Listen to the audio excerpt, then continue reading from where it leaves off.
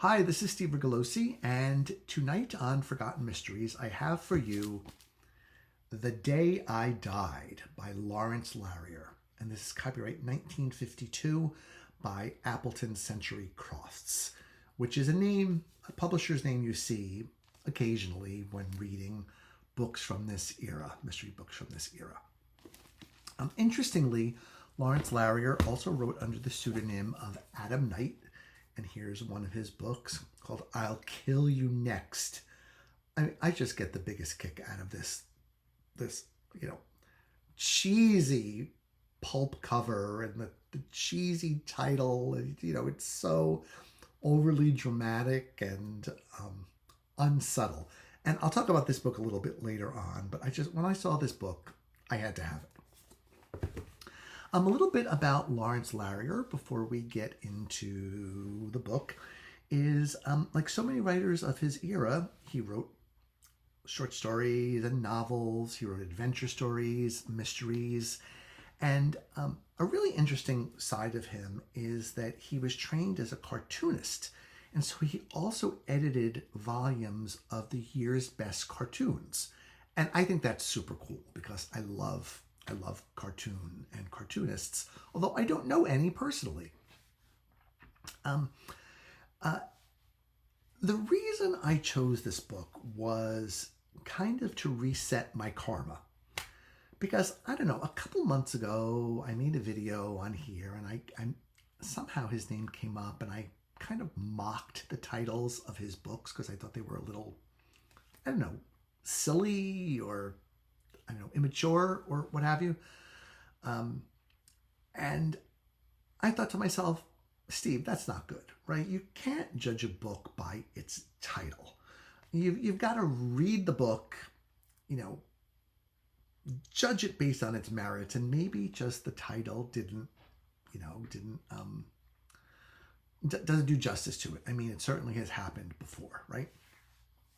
So I found this copy and I was like, okay, here we go. I'm off to the races. So the story is actually pretty simple. Our lead character is Tom Coyle. And we're in a little bit of a problematic situation in terms of the novel right from the first page. Because Tom Coyle is a very depressed young man who is considering suicide, who has tried it in the past and who wants to die by suicide, is kind of actively making plans to do it. So while that type of character certainly can and should, if you're human, bring about some sympathy in you, it's a tricky way to start a mystery novel in that it puts this heavy weight around the reader's neck right from the very beginning, that you are spending all of your time with this very depressive character who wants to kill himself. And I just, the first few chapters I was reading it, I was kind of like, oh God, this is just not fun. Part of the problem is that you don't really ever get any information about why Coyle is depressed. There's nothing in his past that really humanizes him or makes you understand the challenges in his life or what's brought him to where he is now.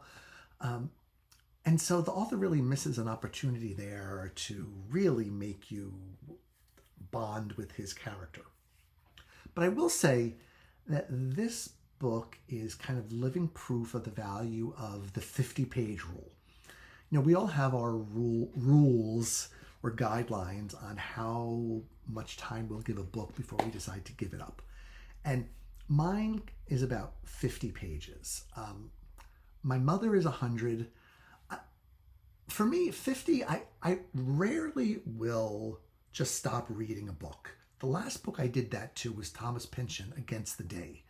And I really love Pynchon, but that book, I just thought, life's too short. It was, it's a block of paper. It didn't do anything for me.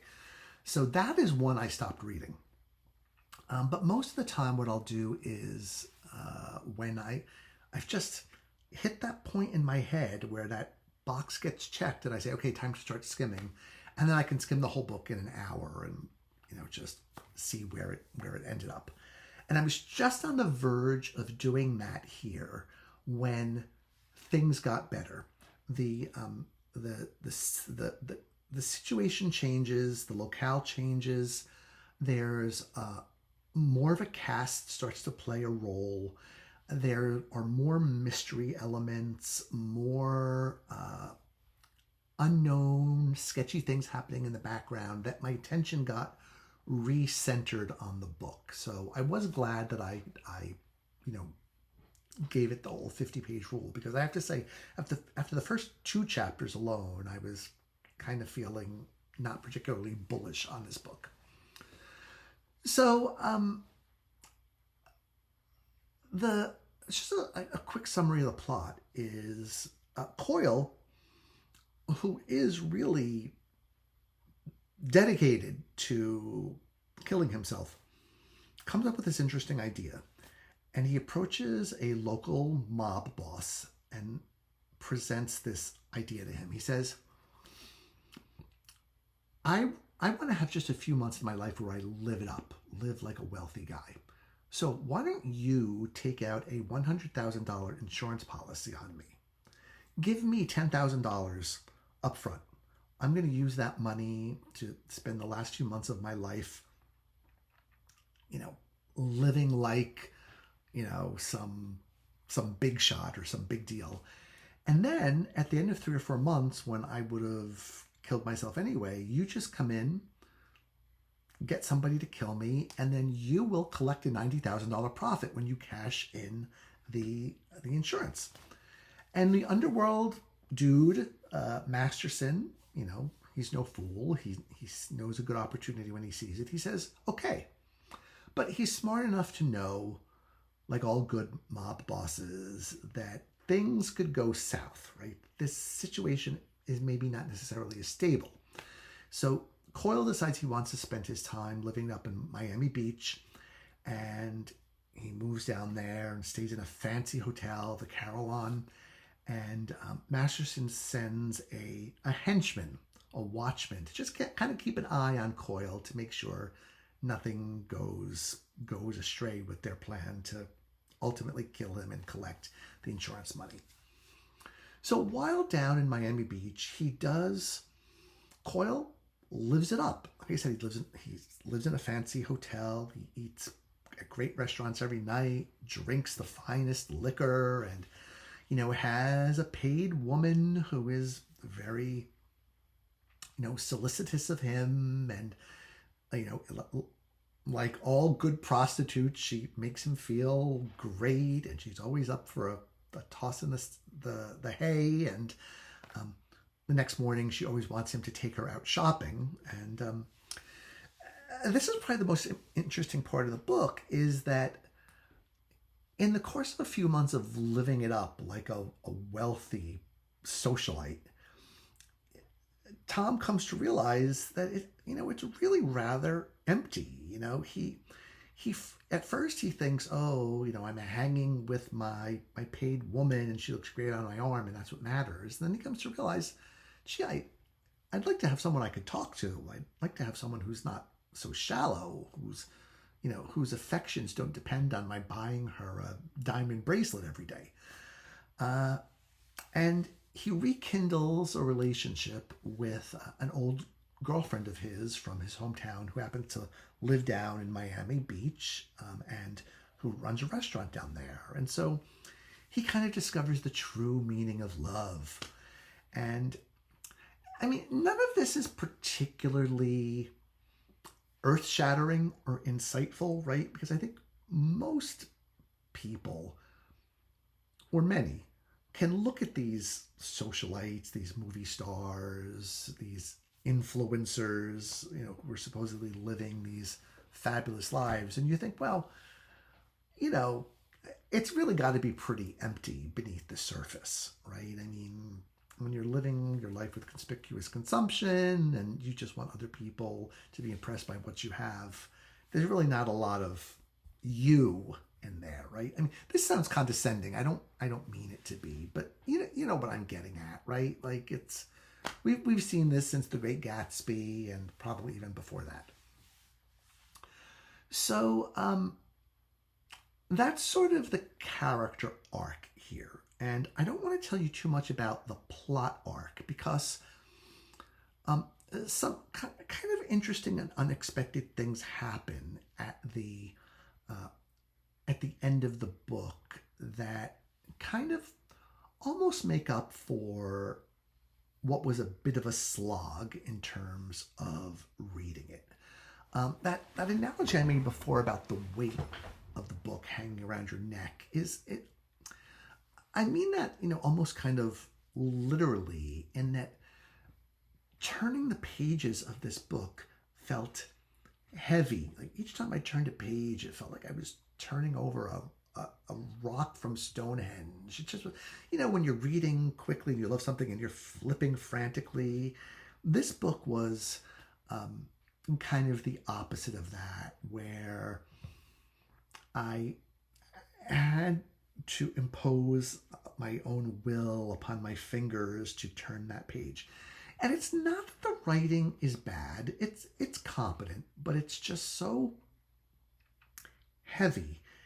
And it doesn't generate a lot of light. It does some eventually, but it takes quite a while to get there.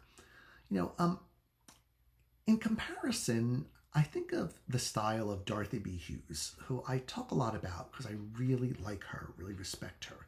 And, her writing it can be heavy in that it's so carefully crafted that you have to pay attention to kind of every word, and you want to pay attention to every word. And even though maybe difficult and disturbing things are happening, she's such a master of setting and character and plot that you just feel like you merge with the book. You become part of those sentences and part of those pages.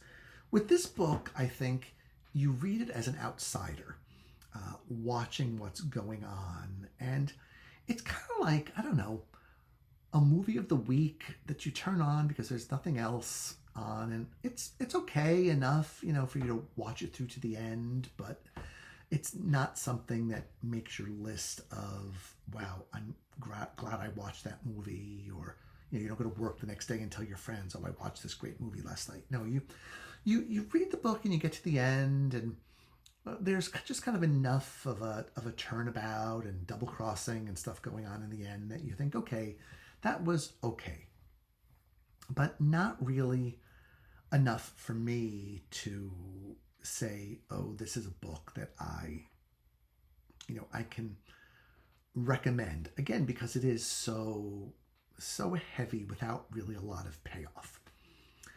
Now, in contrast, I want to talk about this book, the Adam Knight book, I'll Kill You Next.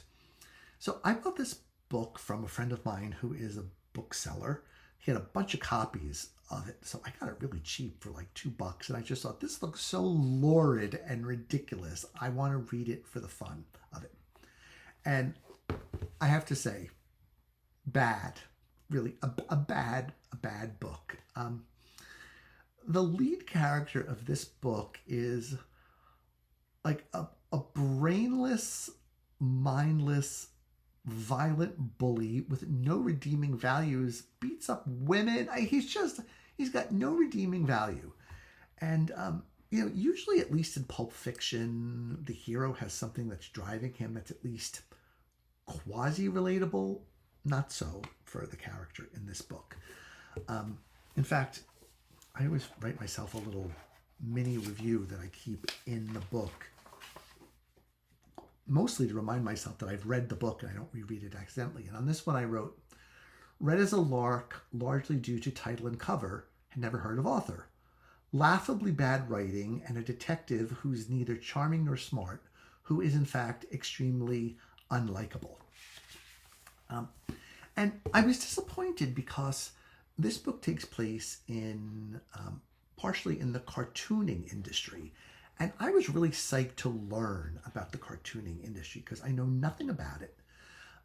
But as I mentioned earlier, love cartoons, love graphic novels, wish I could write a graphic novel. I mean, wish upon a star that I could write a graphic novel. But I have no talent. I have no artistic talent. So that's going to have to wait for a future life. But, there's got to be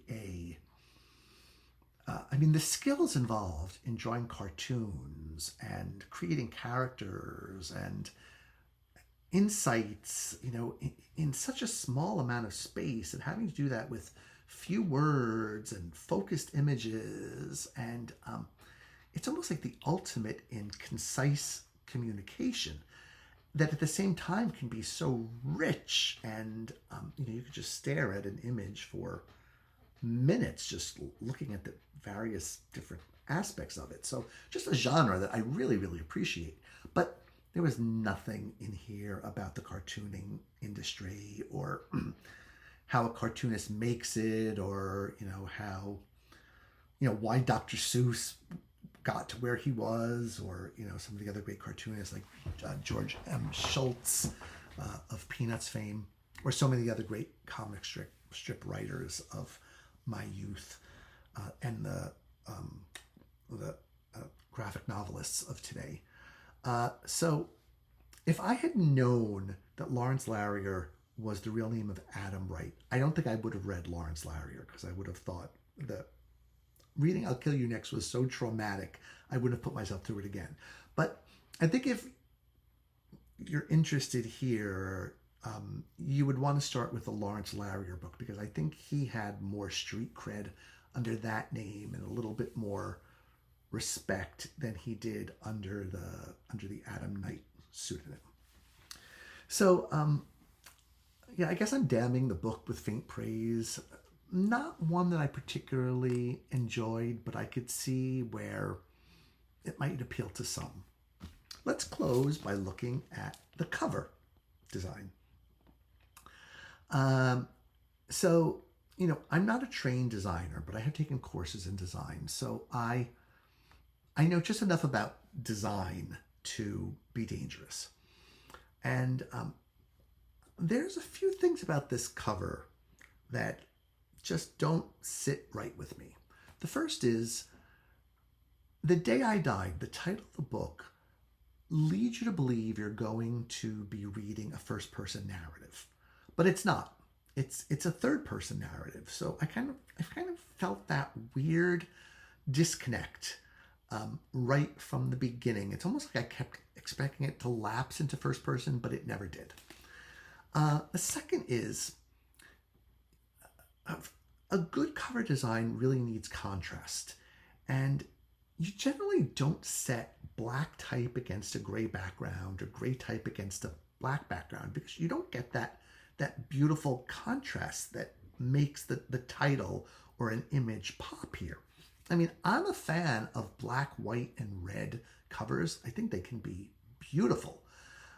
This one just doesn't do it for me. There's this cigarette doesn't really have anything to do with anything, and the ex who died, what's that all about? And this arrow, it feels, and this image, I don't know if you can see, it's a boat, which has a little something to do with the plot, but not really much. The whole thing just feels kind of like a misfire to me. So it's not one that I can, hang on my wall of, excellent jacket designs and say, oh, this is superior work.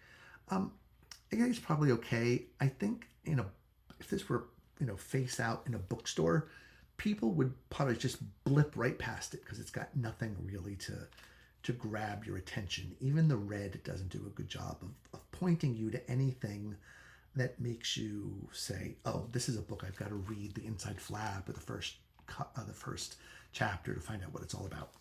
Before I go, I want to say there is one thing about the book that I found interesting that I haven't seen done before, I think. And that is, let me find an example of this for you. The end of each chapter, you can see on this page, pointing it with my pinky, ends with a long extended horizontal rule. And the start of the next chapter begins with a long horizontal rule. And I think the idea there is the author wanting to give this sense of a continuous narrative, right? He might not have wanted to break the book up into chapters. The publisher might have made him. I don't know that, but it's possible. And I think he wanted his readers to feel like they were reading this fully integrated book that is, from one perspective, right from the first page through the last. That isn't what you really get, but it does make for a couple of interesting effects every now and again. So, I like avant-garde things, and I thought that was interesting. Could it have been done better? Yes, but at least he gave it a try. The other thing, last thing that I should say is there is some head hopping that goes on in this book. So in addition to the fake out of the title, making you think it's going to be a first person, you go into third person limited for most of the book, but then occasionally head hop into other characters. And that's always somewhat disconcerting. I think modern readers really, really don't like that. I was okay with it. It didn't bother me, but I noticed it every time it happened. Just it was a little discombobulating, very temporarily. Okay, so that's it for tonight on the day I died, and I hope to be back next time for you with something fun and eminently readable. Okay, good night.